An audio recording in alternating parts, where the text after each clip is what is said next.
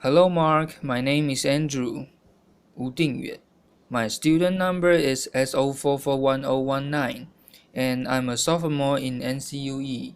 And today I'm going to read a speech of Aala Khani. What it's like to be a parent in war zone.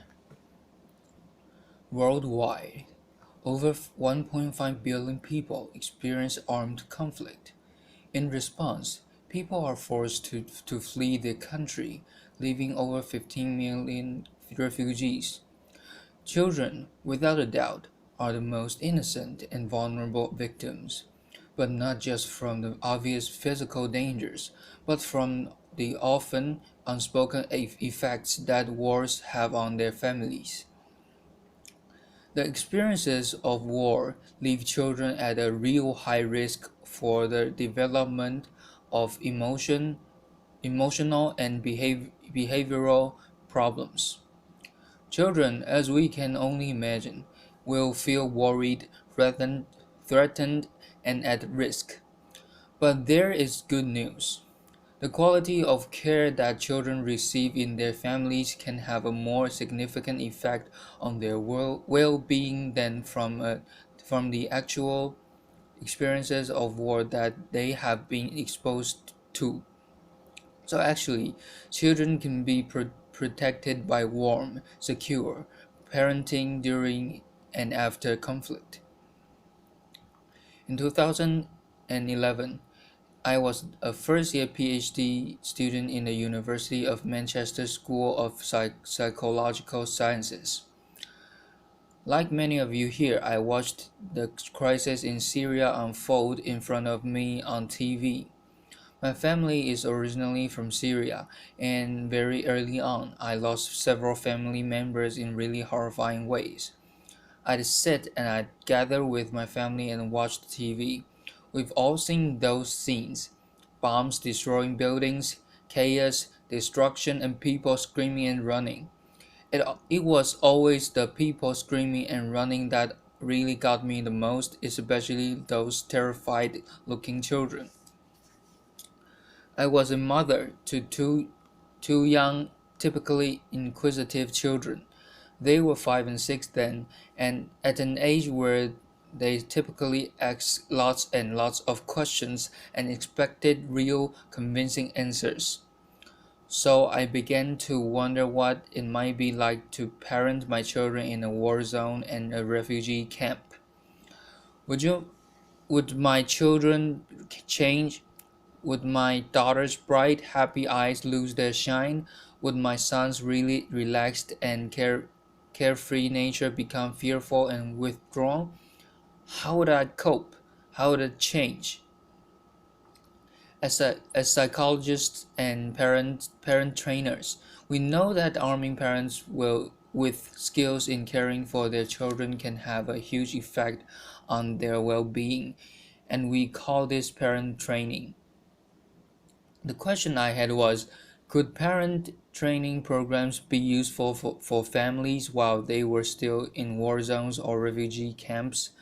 Could we reach them with advice or training that would help them through these struggles?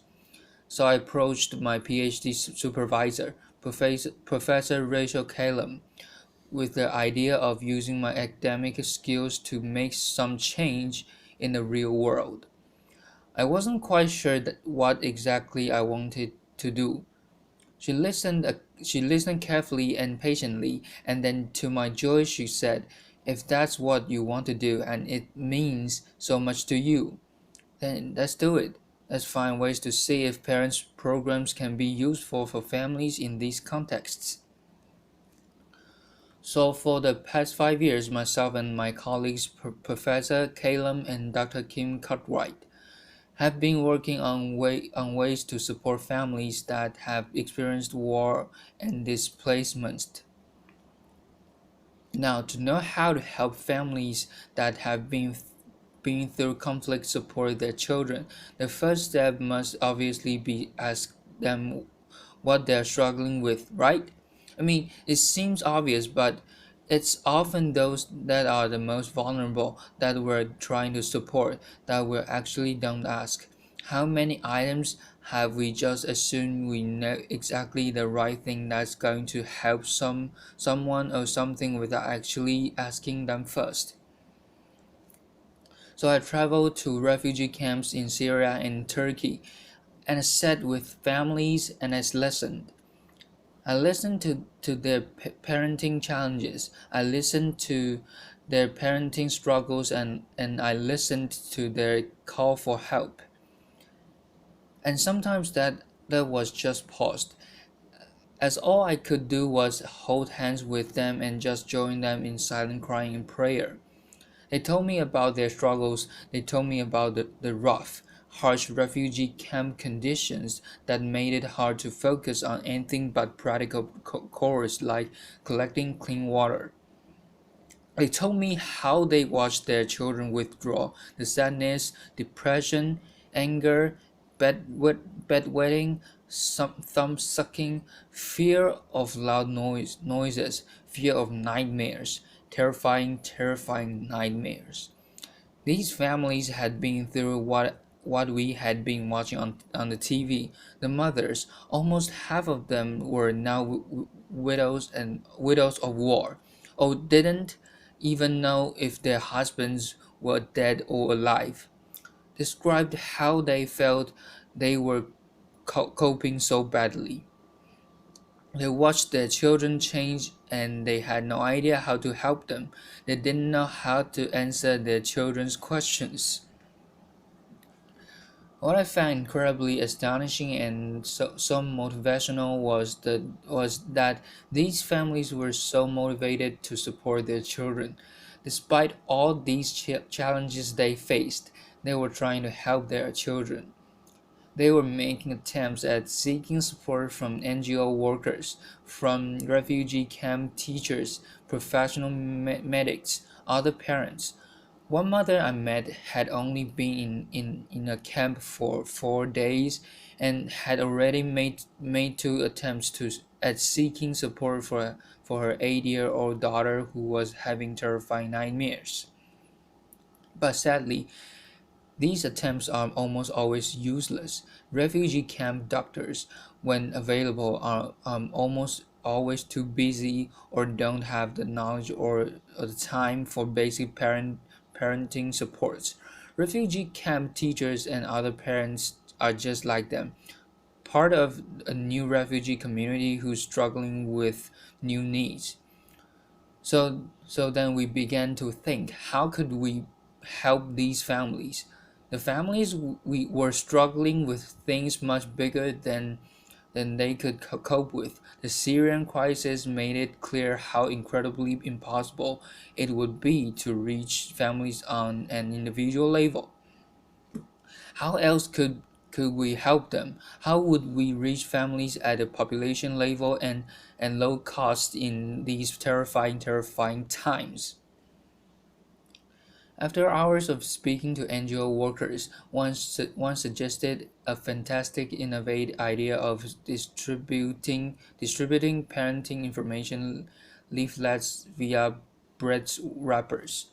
Bread wrappers that were being delivered to families in a conflict zone in Syria by humanitarian workers.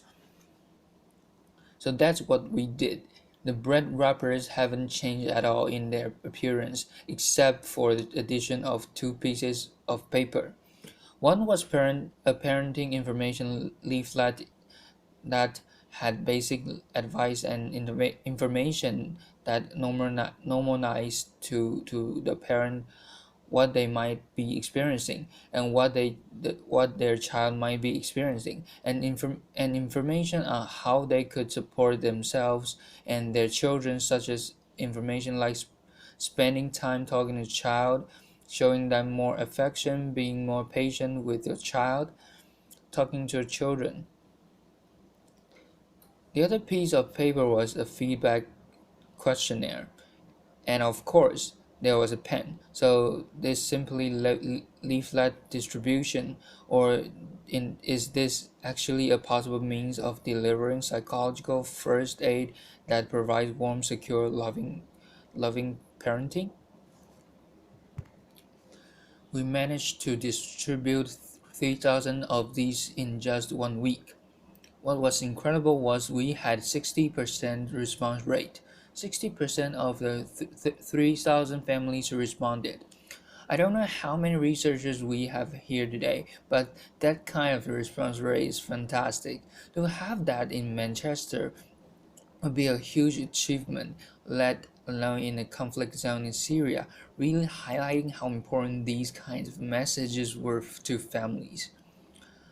I remember how excited and eager we were for the return of the questionnaires. The families had left hundreds of messages, most incredibly positive and encouraging. But my favorite has got to be thank you for not forgetting about us and our children.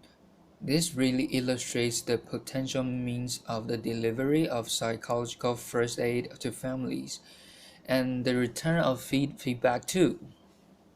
Just imagine replicating this using other means such as baby milk distribution or female hygiene kits or even food baskets. But let's bring this closer to home because the refugee crisis is one that is having an effect on every single one of us.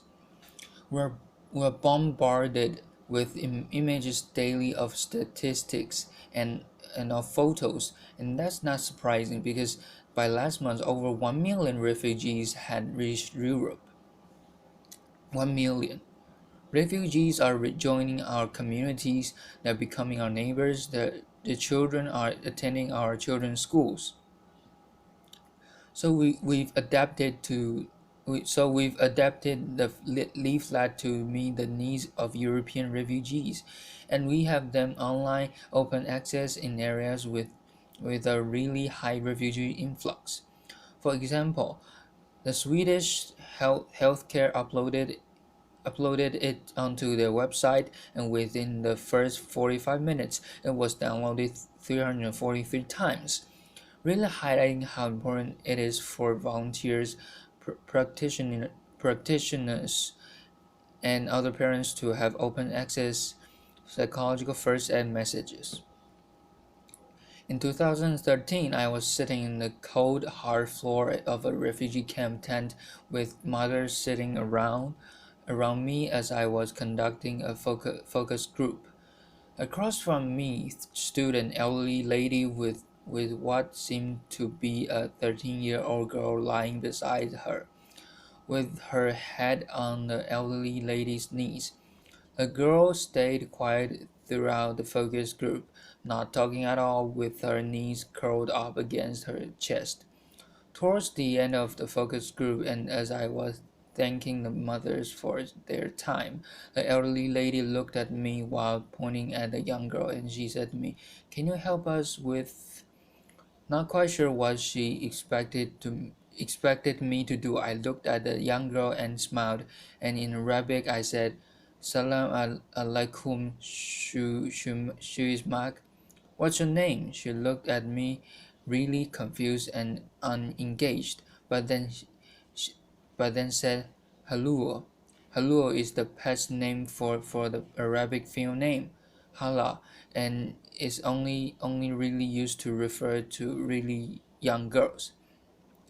At that point, I realized that actually Hala was probably much older than 13. It turns out it turns out Hala was a 25-year-old mother to three young children. Hala had been a confident, bright, bubbly, loving, caring mother to her children, but the war had changed all of that. She had lived through bombs being dropped in her towns. In her town, she had lived through explosions. When fighter jets were flying around their building dropping bombs, her children would be screaming, terrified from the noise. Hala would frantically grab pillows and cover the children's ears to block out the noise, all the while screaming herself. When they reached the refugee camp and she knew they were finally in some kind of safety, she completely withdrew to acting like her old childhood self. She completely rejected to her family, her children, her husband. Hala simply could no longer cope. This is a parenting struggle with a really tough ending, but sadly is not uncommon. Those who experience an armed conflict and displacement will face serious emotional struggles, and that's something we can all relate to. If you have been through a devastating time in your life, if you have lost someone or something you really care about, how would you continue to cope? Could you still be able to care of yourself and for your family? Given that the first year of a child's life are crucial for healthy physical and emotional development, and that 1.5 billion people are experiencing armed conflict, many of whom are now joining our communities, we cannot afford to turn a blind eye to the needs of those who are experiencing war and displacements. We must prioritize these families' needs, both those who are internally displaced and those who are refugees worldwide. These needs must be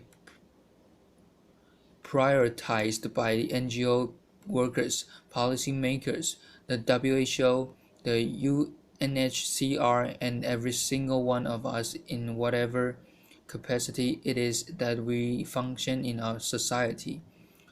When we begin to recognize the individual phases of the conflict, when we begin to notice those intricate emotions on their faces, we begin to see them as humans too. We begin to see the needs of these families, and these are real human needs. When these families' needs are prioritized, interventions for children in humanitarian settings will prioritize and recognize the primary role of the family in supporting children. Family mental health will be shouting loud and clearing global international agenda, and children will be less likely to enter social service systems in resettlement countries because their families would have had support earlier on. And we will be more open-minded, more welcoming, more caring, and more trusting to those who are joining our communities. We need to stop wars. We need to build a world where children can dream of planes dropping gifts and not bombs. Until we stop armed conflicts raging throughout the world, families will be continue to be displaced, leaving children vulnerable.